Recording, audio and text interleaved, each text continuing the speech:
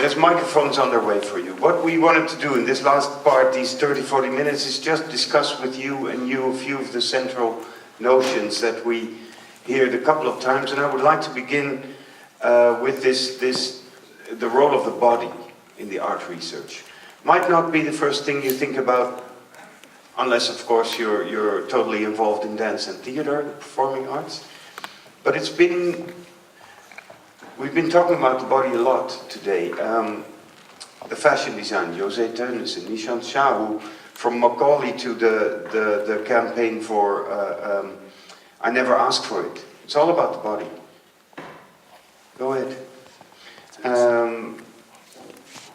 But also, of course, Peter Sonderen, who give the microphone to somebody, it's fine. Okay. No, we have more. Yeah? We can use these two now. Mm-hmm. So there's more than just one microphone that you can all share. Peter Sonderen also emphasized how there's one more for the audience, great. How the art is always a process of making, how it's an act, how it's always becoming. So there's a physical body element in many of these stories, many of the ways that you think about art research. So maybe yes, Miriam, you're the expert, but because you've been studying so closely the role of the body, as you say, as your research partner, can you look across the fences of your own discipline, maybe into other art disciplines like people have been doing today, to see if yes, the body might be the focus for a lot of art research, might be the vehicle, the platform? Well, I think I don't want to universalize or impose on other art forms what the body has or should be in other art forms. I do think that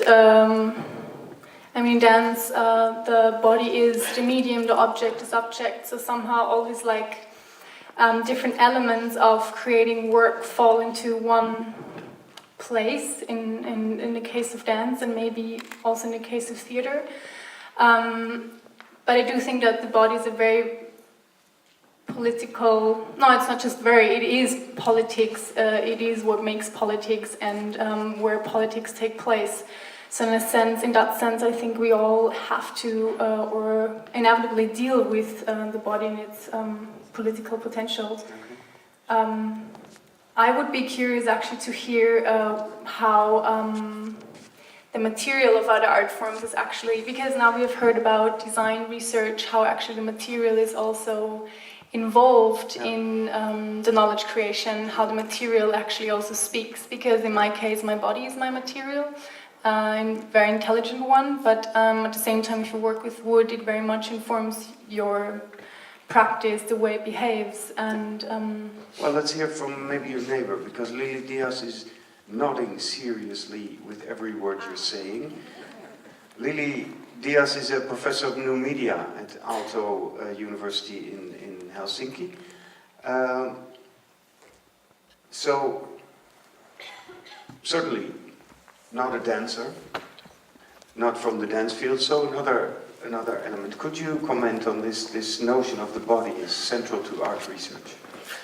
Well, I was going to follow up on what you were saying regarding, and I think also the soon-to-be dean or the dean of research also pointed about the politics of the body, especially in relation to the area I work with, new media and digital technology. Of course, for sure, the body is a site of politics.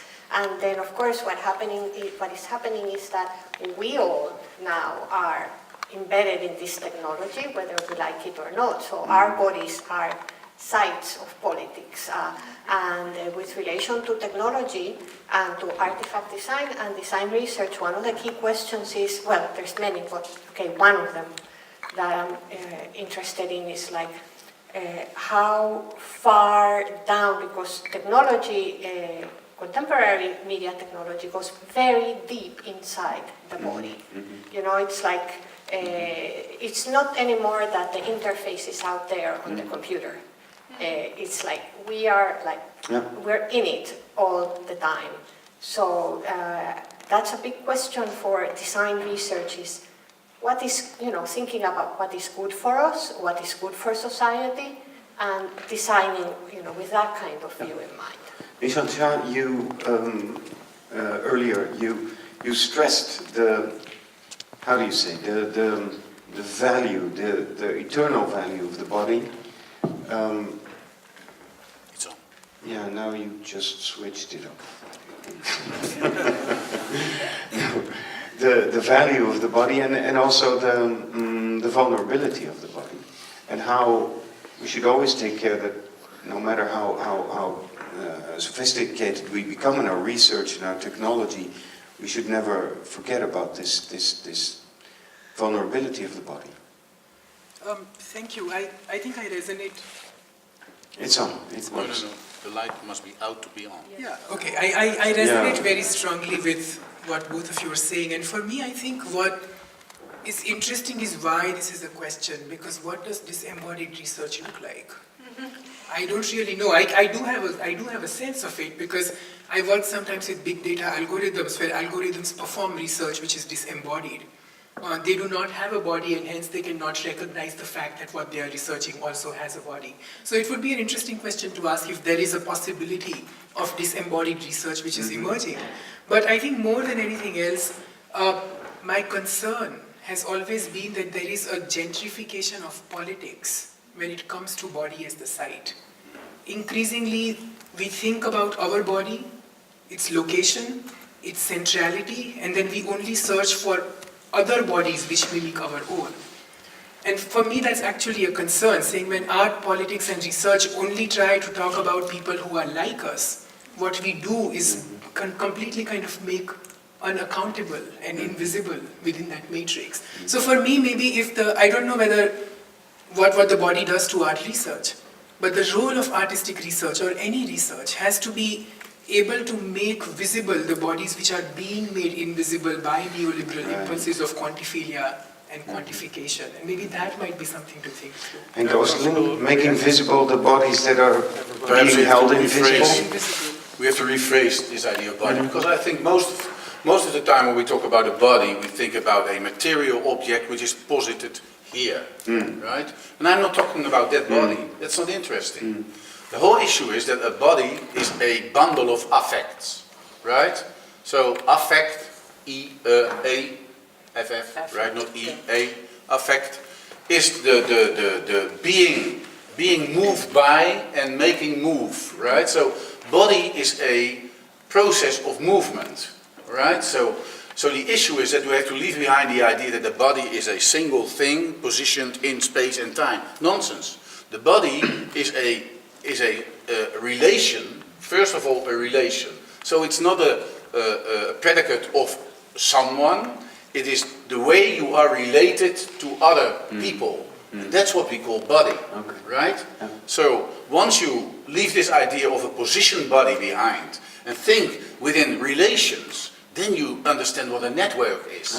And then you understand what a medium is, because media connect bodies in the positional sense, but the first thing that you have to understand is that the medium produces the bodies in this positional situation. So it's not there as an evident thing in itself. It is by body politics or whatever, it's always positioned. And the medium in which it is positioned is, when we talked, I said energy, but affect, being moved and move other people, that's what the body is. So the body is connected movement, is a relation. And once you understand this, it doesn't matter whether you dance or whether you're busy with media. It is all, this medium is the way we are connected. And then of course you can qualify it in different modulations, modifications, and then the media body is a different body than the dance body, or the theatrical body, or the designed body, whatever. But there is something that connects us to the earth, something there. Yeah? Okay, so, one more question to Nishan Shah. Does this clarify and maybe create a potential answer to your concern that the emphasis on the body might result in the invisibility of others.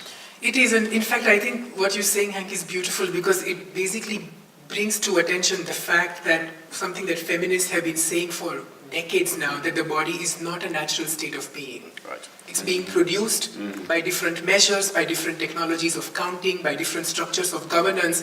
And the most precarious bodies are those who cannot bear the burden of counting. Those who do not fit into the matrices that we produce. And oftentimes, because those are the most invisible ones, it also becomes almost impossible to reach them or to talk on their behalf. And so what we often see is that we begin with questions of diversity and we immediately replace it by questions of scale. So we say that we have 10,000 students, but we forget sometimes that there are 10,000 students who are exactly the same. Because we can't really think beyond of where those other students would lie or where the other people would be. Okay. And I think research has the capacity to bring those back Yes. into conversation. I believe that is also, to make the next step, the essence of Hank's notion of the networks that you told us about before. Because you were saying... I just redefined the body as a network. Right. It's a relational... Take the microphone, because we're being recorded in the So, whole world. and where does art come in? Art comes exactly in where the body can't be identified.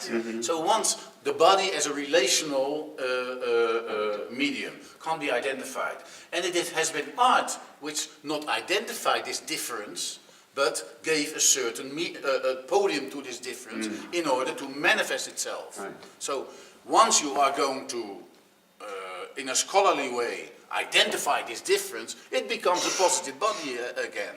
So the openness of art is exactly, the artist is present, the body is present, that's it. Okay. That's it. Okay. What the presence exactly is when it is represented and identified, okay, then that's a different matter. But for me the body has a resistance or a certain power of difference which resists every possibility of identifying it. And that's the reason why things move. Okay. Moving, networks, relationships. You introduced to us, or you gave us a message, we should all break down those pyramids and stop thinking in pyramids. Maybe we should think more in cyclical loops, in feedback loops. Now, that as a model for art research, where education in and through the arts arrives, and that's what we're talking about here, of course, at ArtEZ. I would like to hear from Nishant, but also from Lily Diaz and from Venka Pushuvataman, who has joined us. These are international guests here. I would like to hear from you how you visualize an education place like this one in a cyclical way, like Henk Oosterling described, instead of in a top-down, bottom-up pyramid way. Venka, you might have seen him earlier today. He's the provost of the LaSalle College of the Arts in Singapore, and he knows everything about visual and performing arts management, about cultural policy, about festival cultures in Asia and beyond. And as Jeroen Lutter said just now, this morning, he told us, in the end, it's all about poetry. But now, about this basing an educational institution like this one on a cyclical way of thinking instead of pyramid thinking. How do you visualize that?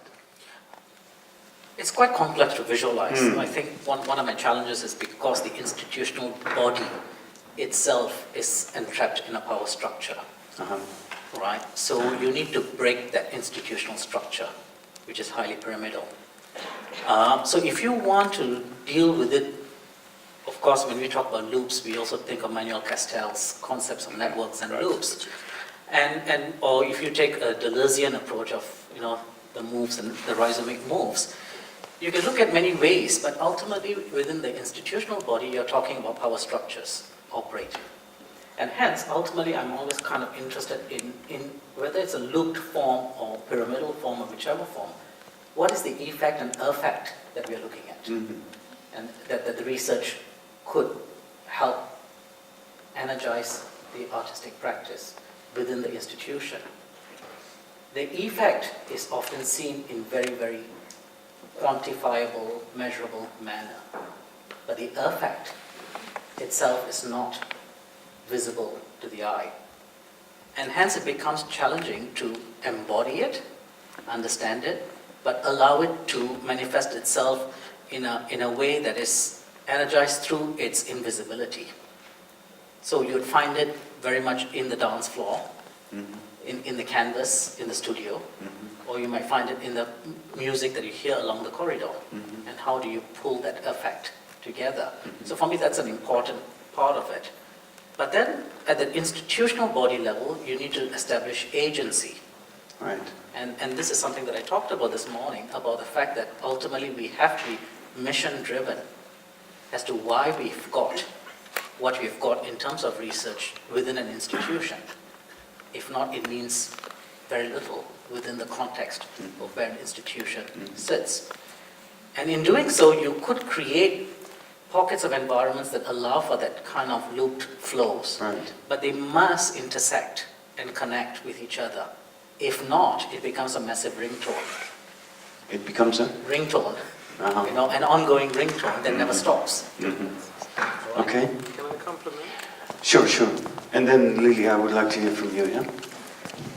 Yeah, but because there is, in a certain way, again and again, a kind of problem I'm thinking about. It's about this body thing, also when you call it a network, and it's also, in a way, when you're talking about institutional levels and power structures. It's again and again a kind of dualism in which we try to be framed into body and mind, something like that.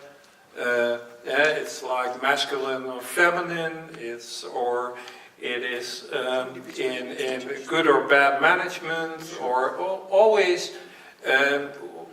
we frame ourselves in a way in this dualism, which we have since Okay, the but 17th century. several of you have shown that it is desirable and very possible to break through those dualisms. Yeah, and I have my question in this, and I don't have to remind some of us, I think, about the great Dutch philosopher Baruch Spinoza, who tried in the 17th century already, tried to reframe this way of thinking by trying to say that, in fact, this whole notion about nature and culture, about body and mind, is one great fake thing. And also, underneath this is also this great fake thing about there is a God and there is a nature and all these kind of things. He said, in fact, all things are nature, and in nature there are several artifacts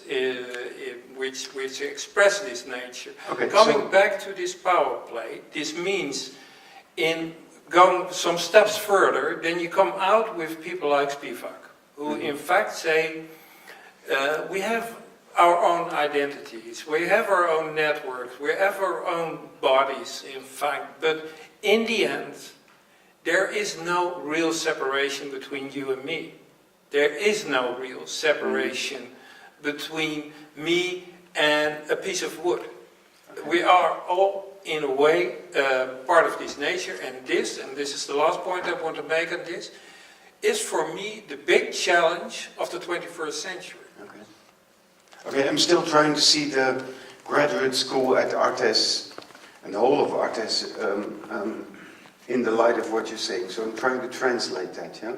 Lily, could you help us on this line of Well, thinking? to add to the discussion about pyramids and networks, which in what I work could be then translated to like hierarchical navigation and network-oriented navigation or graphs.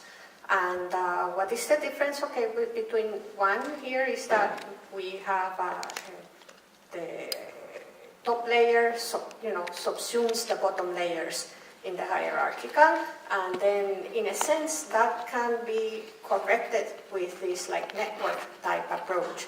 But then what I would add to that is that because we have researched this, the whole idea of like having classification emerge from content, right? And the problem there is that if it's not there at the bottom, at the very bottom, you could say, some people would say the ontological level. If it's not there, it is not going to emerge. So you need to, you know, like... You mean if it's not there, what is it? The possibility of being. If it's not there, if the concept, the vocabulary, the way of thinking is not there at the very bottom, you know, Okay. then... So the discourse of network should be there at the bottom. Actually, the discourse is at a middle layer. You need the thing that is going to become the And network. is that exactly the thing that I'm calling the body? I think the body is there, yes, And that's it. absolutely. Okay. So- Absolutely. Ishan? Yeah. Okay, so one of my basic trainings is in computer sciences, and I get startling, very itchy when people start saying networks, because I kept on saying, but they don't exist. I don't want to sound like Nietzsche and say, don't they know it, but the network is dead. I didn't kill it, it just didn't exist ever. But it's a different conversation to have, largely because there is no such thing as a network. The network is merely a visual falsehood that is produced out of a very, very dense set of transactions which human beings need to be fooled by. So if you replace it by relations, Yeah, then interconnectivity. it might be a different idea, Right, but the so- networks in itself is kind of strange. But that's also perhaps why, if you were to ask me what a model would be, I would say I don't know. But largely because models are also abstracted falsehoods, which pretend that they reference a reality, but they are actually only simulations. Models only serve themselves. They do not serve an external reality. In which case, one of the things that I have kind of enjoyed dealing with is not models which are based on shapes, but diagrams that are based on intensities. Intensity maps, which are not about either linear or circular or hierarchical, but allow for the fact of an on and off switch, allow for people to have downtime, for the lazy web, for the slow evolution and so on. The daydreaming researcher. In fact, I think that might be an interesting way of thinking about the students, their location, and the ways in which they would evolve into But research. then again, Nisha, Yeah. excuse me for No, interrupting. microphones are there to But then speak. again, because Yeah. this is a conversation, I Yeah. think. Right, so, but then again, even when, I agree with you. So the network, as the pyramid, is just a visual paradigm, a model.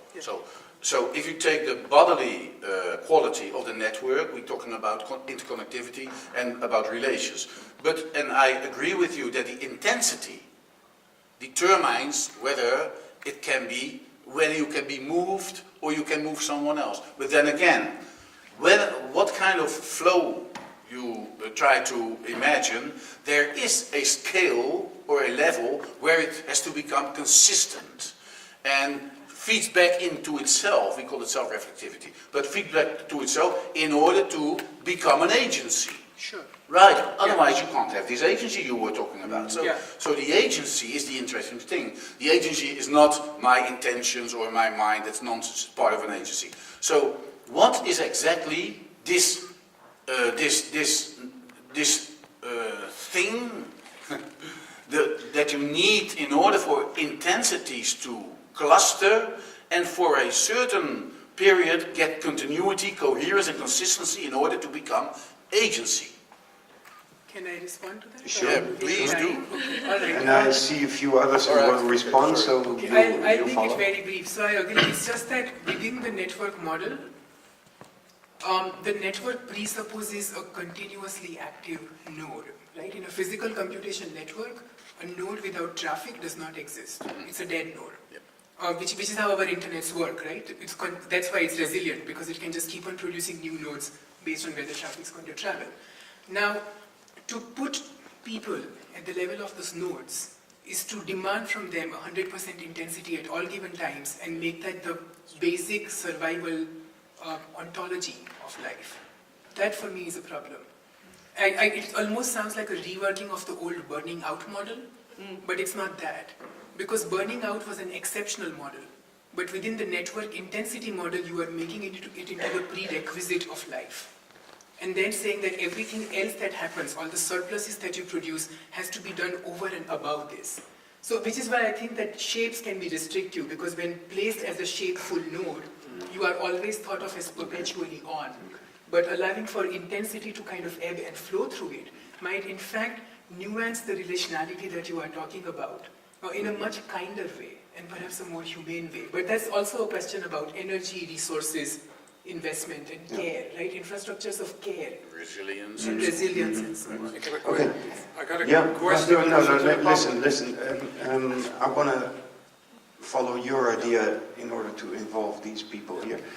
But first, there's 3 people in line before we will do that. Lily. Yeah, I just wanted to say that, yes, it's true that, networks, so to speak, they exist, at the conceptual level, because that's what we have labeled as this, pattern. The pattern is real, the pattern is out there, at least I believe in that from that position, right? But okay, bringing it back to the whole issue of design research, and what I have heard today, the conversation, for me, at least, I'm not sure that it would be network, but something of that sort that opens up to this, it was mentioned, coincidences, right? That is, very important, and that, of course, is something that is off the body, because, the human body is coincidental, wouldn't you say? Yeah? So, coincidences, we talked about, or you talked about serendipity. I think that is one of the, and I don't mean it like a crazy, art is supposed to be crazy. No, it so happens, this is something that it goes to every discipline, knowledge discipline, this serendipity, coincidence, open up, have open systems. Okay. That sort of, that's what I would, Okay, we're listening to some very clear-headed minds producing very complicated notions of images, concepts, models. But please add some, Miriam. Well, yeah, I think I'm a very different voice because I'm really from the practical field. So again, I'm not the one to address the meta level of institutions or how educational situation has or could be designed to enable research. It's a matter of time in your case, I'm sure. Anyway, go on. Yeah, now I'm very concerned with making work, yeah. So somehow listening to these propositions here, I got very curious on this question, and that is a question that very much interests me, on how this idea of networks, intensities, maybe also this delusion way of thinking of body without organs that are just driven by intensities. And then speaking of new media technologies that we constantly are exposed to, that get more and more fluid and create hybrids with our physical bodies, how that actually, this world that we're creating actually creates us somehow. And I think that is for me personally a very important concern, how all that we're putting out there actually is speaking back to us. It comes back to the idea of the feedback loops and the circulation of information. Yeah, I think that is what I want to add, and maybe also the question of how that can actually also shape your artistic practice beyond an education. Let's not forget, that's what it's about. Yeah, exactly. Venka, what would you like to add to this? Yeah, I just like to work with people, right? Ultimately, we all create associations, and when associations happen, sometimes dissociation naturally comes together with it, and we have to make sense of it. And hopefully, ultimately we undertake any form of research because we want to make sense of ourselves. Nishat is taking notes, making more and more precise his concept of how this graduate school is going to look with every sentence that you say. But you're not the only ones here. Jeroen, during the break you said something very nice. If we're talking about feedback loops, if we're talking about circular models or intensities that switch on and off, it shouldn't be just brilliant minds like you speaking and giving it to the audience, be it students or artists, but you should actually be the ones who ask these people for a response to your question. That is what you proposed, and I love that idea. So let's... And again, and then I really wanted to start also with a question about, to make it concrete immediately. But beforehand, I oppose again to the dualism that we are the genius here in That's what I'm saying. No, but by saying it, that we aren't the genius for a moment now, in a way, and putting it the other way around, it's always this kind of dualism. Okay. I want to get out this. Yeah. And what I try to say, because a lot of people I know here Good are point. very genius. No, good point. Yeah. And I'm not so genius when I was. When I said you were brilliant minds, Yeah. it was just meant as a serious, Yeah. heartfelt compliment. Yeah. And the next line would be, but these people are even smarter than you. But, Yeah. okay. And for example, the guy who's sitting there on the Mhm. right. Yeah. For example, the guy who's sitting there on the right, Yeah. with long hair, is from the Master ArtEZ Educator. Cool. Yeah. But you have a question. You have a question. I have a question for you, because we were talking here about a kind of Baudrillardian sense of that we're creating maybe with all kinds of networks a simulacrum which doesn't exist, instead of the life we have to act and change and work in. When I saw you sitting and I heard you some days ago, I think this guy has some things to say. Okay. Okay, now you're... And your name, please. Hi, my name is Uri. You caught me really off guard. I'm really not sure I have anything to add. Right now. It's also because I came late. I haven't heard most of you speaking. Okay. So I'm really flattered, but I'm going to pass for this moment. Okay, sure, that's cool. Next time you will, though. But others, maybe some of you know people here who would also, who you would like to join in. Go ahead. Yeah, my name is Louisa Kistermacher, and I have a couple of comments, questions actually. Like you were, for instance, addressing students or artists. When I came here and I saw this question, is there a difference between artistic and scientific research? I'm actually missing the perspectives of scientists, because, and I was a little bit surprised about the definition of science, how it was mentioned several times. So science is objective, science follows logic.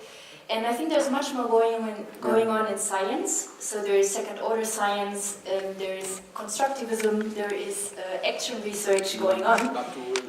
And exactly. And I think it's very rich. And I would like to stress and to point to the beautiful capacity of the arts to connect different disciplines. And that what we need is this transdisciplinary way of thinking to address problems of our time, like sustainability, for instance. And what do you think, and how could we link these two worlds? Like I'm coming from, I'm working at a water department, so there I have more engineers, here more artists, so what can we do to link the disciplines? Are you going to comment on that? Well, I wanted to add... Great, here's the mic. My name is Floor. I come from the University of Groningen, but I'm also studying at ArtEZ Zwolle. And I chose to study there because I wanted to do more practice. And I, during the studies, noticed that it's not that different. The research I did on the university doesn't really differ that much from the research I'm doing in arts. It just has a different outcome, a different output. What field are you doing in Groningen? Arts, culture, media, so it's also the arts. And what I've wanted to add, and what I've been missing the whole day, is the fact that scientists have a voice. I come from science. I'm feeling this different, we have a different conversation, I think, or something, or we have a different output, but we're not that different. Okay. And I was wondering why there was not a speaker from a university. Very good point, because we might have been bashing science unconsciously a little bit. That's both your point, yeah? And HBO, yes, many victims. I think we make a character out of science. Sure. Simple. But of course the humanities, you were addressing the humanities, and Jose was addressing the humanities as well. So art and humanities are always on a pair, so that's not a problem. The thing is that there's a whole in between. If you take theoretical physics, for instance, that's art.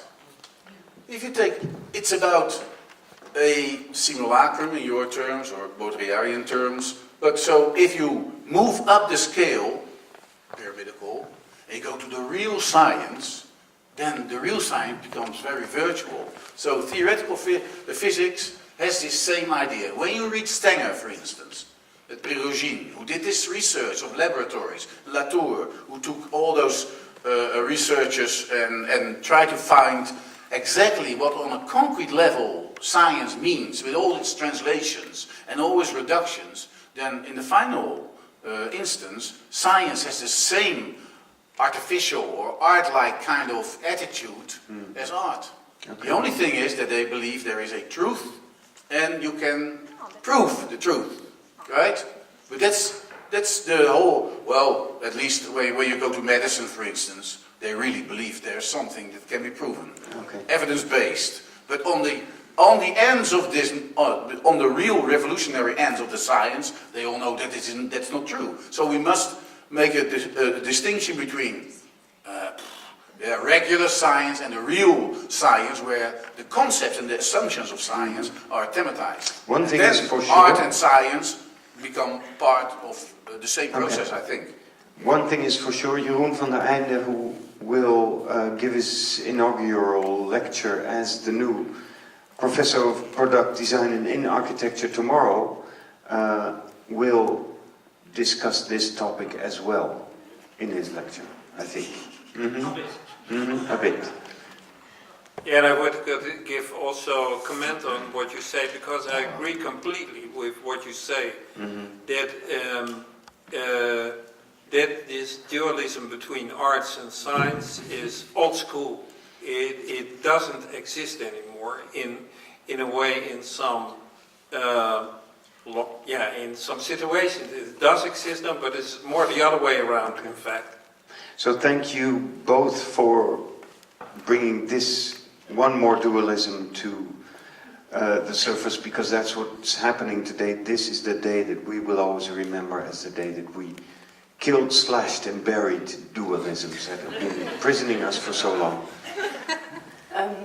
I'm a molecular biologist and freelancer, and I spoke this morning about present absent. So I'm working as a scientist at the University of Vienna and also as a computer scientist.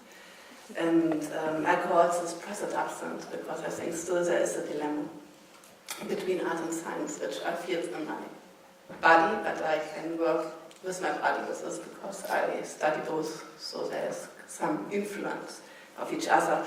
But I want to this about networks, which is a hot topic also in science, also in my fields, is so you not spoke about the past-future interface. So I think this is also interesting in relation to the body. So how we take the past and also the future, this miraculum inside this network theory, and then also how we combine different kinds of networks. I think this is also a big problem, and this is also a problem in artistic research. So we have to find a theory how we combine different kinds of networks. So I think we have to go a little bit more further deep into network theory, and also how we can combine that in a unique scale. Could someone elaborate on that? Well, why Take the microphone, Henk. Yeah. So the whole issue is, at least what I try to address, is that nowadays we can no longer talk in past and future, for instance, because there is something we call virtuality. The reality of virtuality is quite interesting. So in the reality of virtuality, which means that the virtuality is not a potential, not a fiction, but it is a reservoir of possibilities that can be actualized, there is something happening which can't be thought of or understood in those old dualities and oppositions that we used to that we used for the old science. So can you just elaborate on this thing of virtuality? Because what time is it in virtuality? Where is it, virtuality? It's there. You want to say also? Okay. And José Tennis is waiting, and there's maybe more. One response from you to that? Yes, Yeah? yeah, sure. I only want to say in the network theory you also simulate, right? So you take this as a background model, so simulation is already inside the network theory. Yeah. So, and I also want to say also, I think also in art you always have to know your references. So I think also evolution is an important point. Yes, of course. And so I think it's matched really well to your theory, but I also think it would be nice really to now going also in the theory and the modeling to include evolution and also simulations inside the networks and do that on a unifying scale. And this is where we have to work on. What is exactly the unifying scale? So for example, if you combine different kind of networks, you have to have one measurement, one unit where you can. So for example, maybe in our field, statistic research, if we speak about transdisciplinarity, what are the terms which we have in common? So how we can connect networks if we speak about different terms, right? And this gives also in the computer science. So if I want to combine different kinds of networks, I have to make a measurement of the scaling. Okay. And my research is a part of a structure where I could not speak more. Your neighbor looks like you want to add to that. Yeah, there's something different, not from you, but so I really think duality is still a real big problem because I don't think it's still there, but in the consciousness it is. So if you see the difference between artistic research and objective sciences is that it's more like an autoriteit, an authority of the objective sciences is that is seen as the essence of truth and knowledge. So I think, how can you create space within society for artistic research to see it more as a form of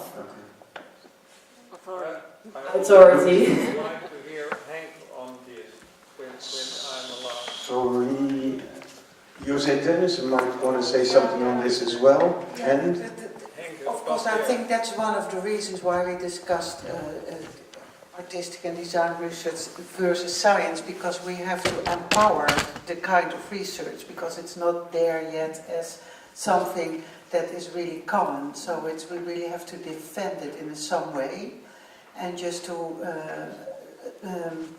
make public or just raise an awareness exactly what the added value is, because it's not common. And I would like to go back to one question. So I think it's will be more about collaborations, just bringing the worlds together, just scientists and artists work together on all kind of issues. And I think that's what we have started to do so. And that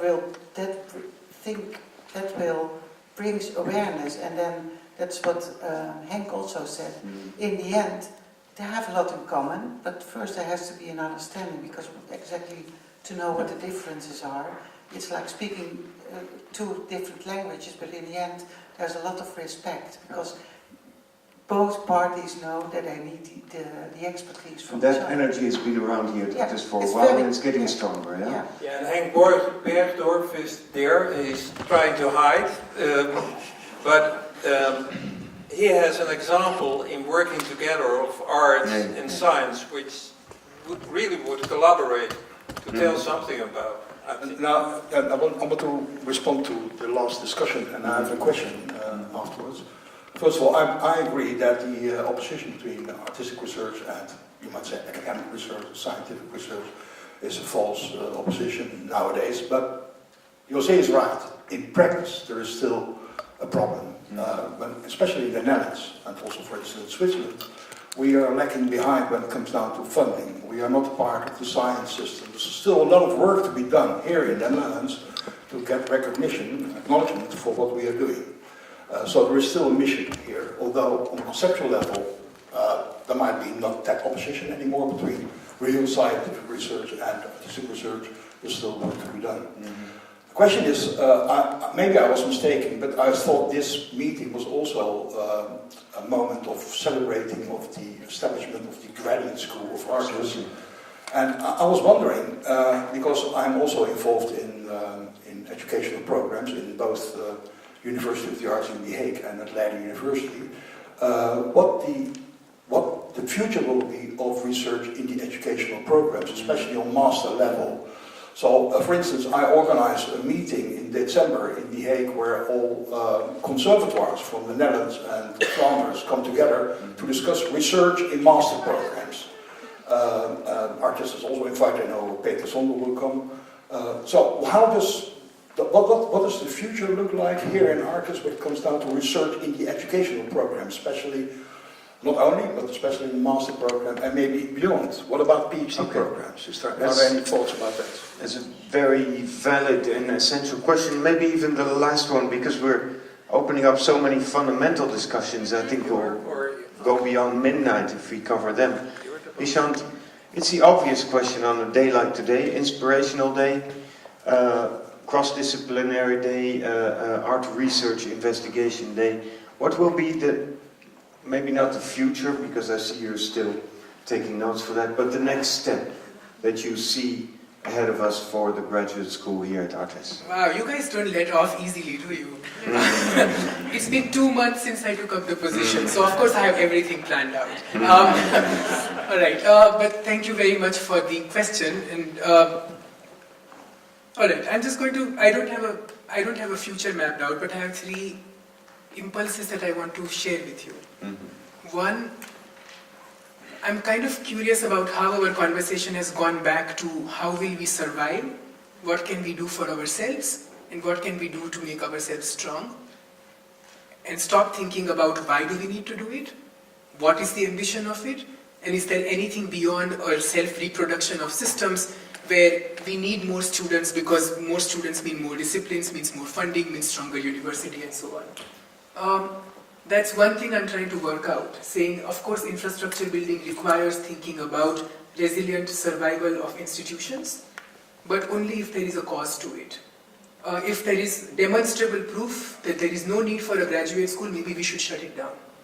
Without an orientation, without a political commitment, without understanding our own positions of privilege and our capacity to do something for the world beyond the immediate privileged bodies that live here, I don't think the graduate school can have a vision. So that's one. But that's a personal motivation. The second, and I think at the educational level, this is going to be paramount for us then. One of the things that I have been very alarmed by looking at humanities and cultural studies is that there is a catch-up game that we are being made to play. There is a set of people who have decided there is only one kind of research, it will be enumerated in only one way, and they are setting up a game within which they are placing us, and now we are playing catch-up saying, oh crap, now we have to prove that we also do relevant work, now we have to do social sciences, now we have to do field work. I think what Jose is saying is perfect there. It's that we need to go back to what we do. We need to show why it is relevant, not because of somebody else's expectations of it, but our own ambitions of it.